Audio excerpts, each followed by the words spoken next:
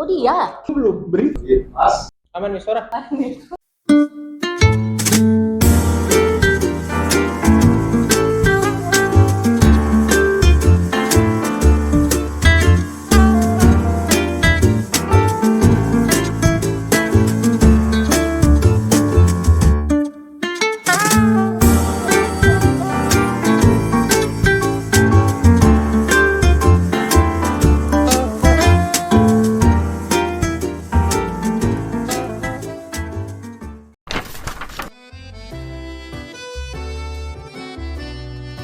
Saya Agustiani Sambolayut, tapi di kantor di teman-teman itu lebih sering memanggil saya Yayu.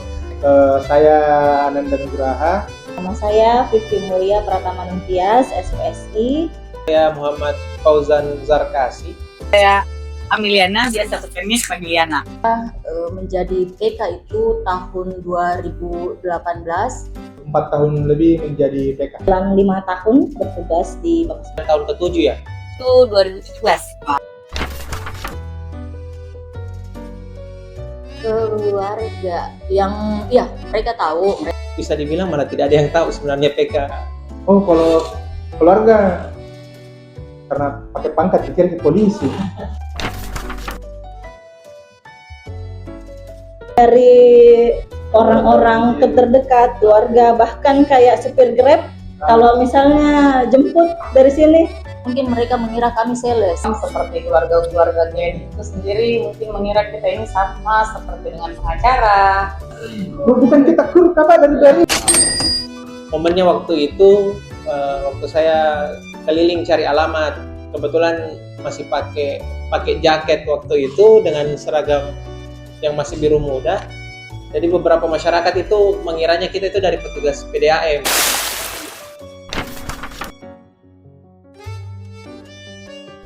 Pengumpulan data atau pengurusan data yang dilakukan oleh hasil dari proses saya wawancara seseorang yang nantinya akan jadi rekomendasi. Semua isinya tentang cerita tentang dia dan kesimpulannya saya merekomendasikan untuk dia apa. Jadi litmas itu digambarkan sebagai hasil diagnosis sebenarnya. Kalau semacam dari dokter begitu, dan ada resepnya di situ melalui rekomendasinya. Untuk mengetahui apakah klien yang warga binaan yang akan direintegrasikan itu penerimaan keluarganya bagaimana, penerimaan pemerintah setempat itu bagaimana nantinya ketika mereka bebas, kemudian apakah mereka sudah layak untuk diberikan reintegrasi.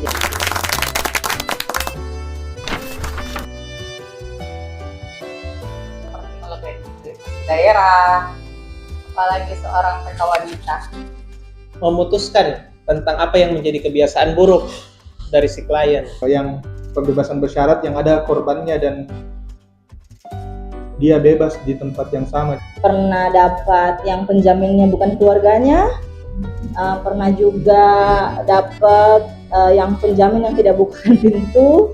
Ketika berkunjung ke rumah penjamin, kampungan itu memiliki pintu masuk seperti pintu portir. Pintu portir, jadi kita mengetuk pintu besi dia, dan ketika dibuka saya masuk, sempat saya melihat di bawah pintunya itu memang ada banyak laki-laki yang berjaga, tetapi ada juga senjata tajam.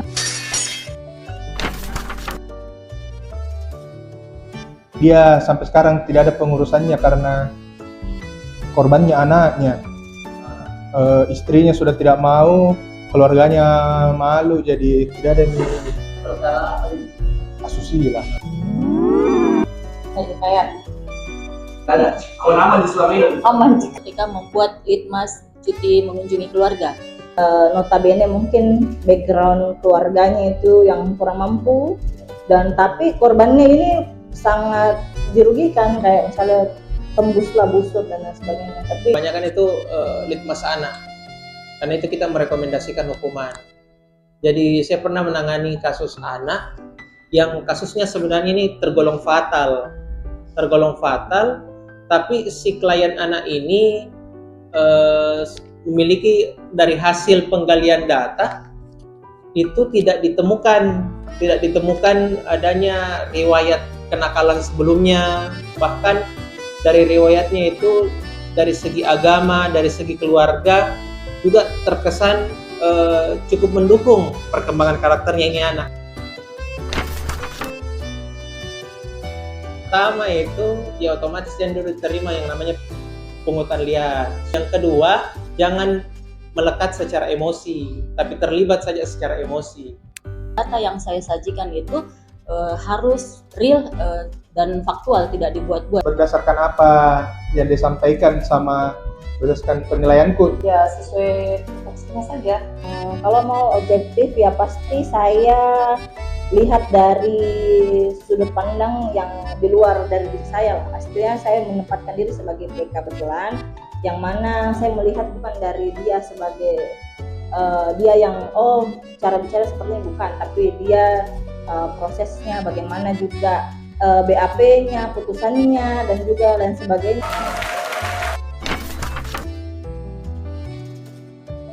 Menurut saya itu sangat besar. Kalau untuk reintegrasi sangat penting. Tergantung dari pihak-pihaknya juga. Saya dari sah, apalagi kalau di persidangan. Kalau seberapa besar pengaruh itu sebenarnya tergantung dari produk atau substansi yang ada di litmas itu. Dikira pegawai bank, Biasa kalau kasus asusila tidak ada orangnya yang juga bukan keluarganya. Terus juga ada yang ternyata dia juga mantan napi. Jadi kok tahu sekali ini barang. Paling unik selalu itu kalau saya diberikan kasus penipuan, kecenderungannya memang mengarah pada cerita-cerita yang bisa saya bilang kadang tidak masuk akal. Ini harus lewat samping rumah tetangga dan saya sampai harus mengangkat vas bunga untuk bisa menyeberang ke rumah klien. Agak sedih saya kalau masalah pernah dikasih ini klien sudah baru nangis-nangis menceritakan sedihnya ininya setelah ditangkap suaminya karena suaminya juru parkir, terus kos penganiayaan, terus dia harus bayar ganti pengobatannya korbannya tapi tetap di penjara, jadi sampai dia jual motornya apa yang selama itu sudah tidak ada uangnya, nangis-nangis anaknya tidak dibelikan susu apa. Klien penjamin saya itu laki-laki, rumahnya agak terpencil, susah dijangkau oleh orang lain, jadi ada kekhawatiran kalau terjadi apa-apa. Kalau yang tidak diduga pernah saya tarik-tarikan tas sama penjamin karena dia mau ngasih amplop segini. Saya tarik-tarikan, saya luar biasa. Belakang-belakangnya saya baru tahu ternyata memang anaknya ya bandar. Orang-orang yang kita mau usulkan dia keluar, tapi ini orang tidak tahu tinggal di mana. Nah itu kadang yang itu cukup menegangkan itu. Jadi jangan sampai kita usulkan keluar, setelah keluar malah dia ternyata lebih senang kalau ada di dalam. Cuman suasana perjalanan yang bisa mencekam. Tengah malam mobil sendiri lewat, yang ada cuman satu rumah dan setelahnya itu sudah tidak ada rumah. Menurut saya mungkin orang tidak gampang itu percaya bahwa memang ada. Nah, kita masih lihat. Kalau wajahnya mungkin dia jelek. Di perjalanan atau di rumah klien? Jalanan.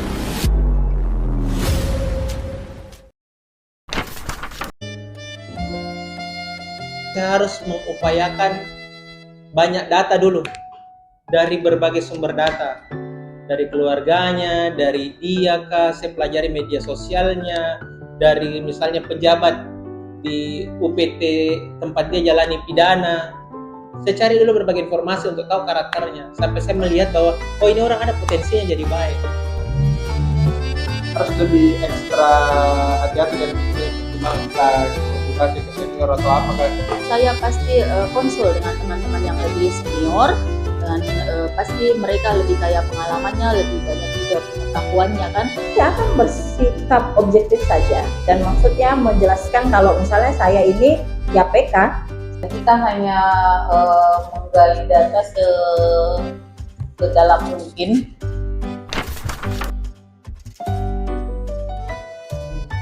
Banyak ya kalau tidak tahu tentang kerjanya kan biasa dari Badan Penelitian Kemasyarakatan atau apa bapak petugas litmas itu kan apa namanya pekerjaan tak ada litmas memang oke, pendampingan oke, kita jalan pengawasan pembimbingan masa tidak dipanggil kita pembimbingan.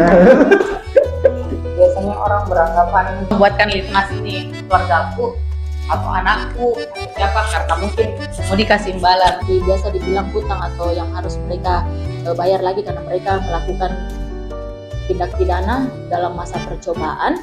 Nah itu mereka berpikir itu bisa dihilangkan. Orang yang menjalani pembebasan bersyarat itu kalau mau ke luar negeri kemana itu harus ada izin dari Bapas. Yang kedua, PK yang membatasi orang-orang yang menjalani integrasi supaya tidak mudah keluar kota, tidak mudah ke sana kemari. Orang umum tidak tahu itu ya karena mereka pasti mikirnya Bapas sama lapas itu mirip.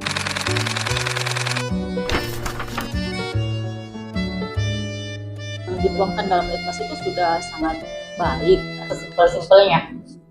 Kan data-data yang sifatnya pengulangan atau tertuang dalam dokumen lain, saya rasa itu mending dihilangkan saja.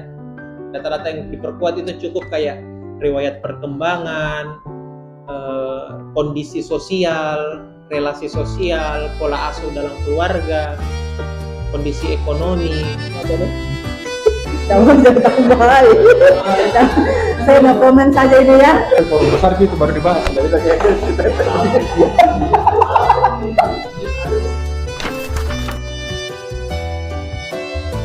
Warga binaan yang bebas dari lapas rutan betul-betul bisa PK bimbing jadi orang yang lebih baik lagi di masyarakat. Semoga PK semakin dijamin pekerjaannya oleh kantor. Ya jaminan keselamatan misalnya, perlindungan juga kalau misalnya ada kecelakaan di jalan misalnya atau di luar ketika ada orang bilang ini pungli padahal ternyata tidak.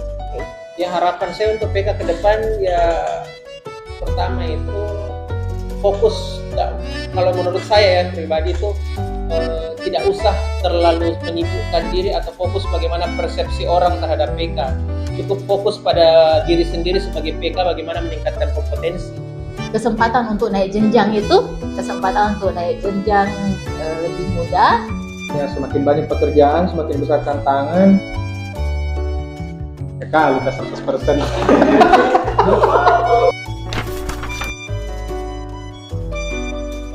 PK itu harus mendampingi dengan hati, membimbing dengan hati. Bekerja secara profesional dengan hati dan berempati. Slogan yang paling cocok untuk PK adalah melangkah mencapai substansi, tidak sekedar mencari sensasi. Apa nih? PK jaya. Kalau jaya terlalu aneh, terlalu mainstream. Tadi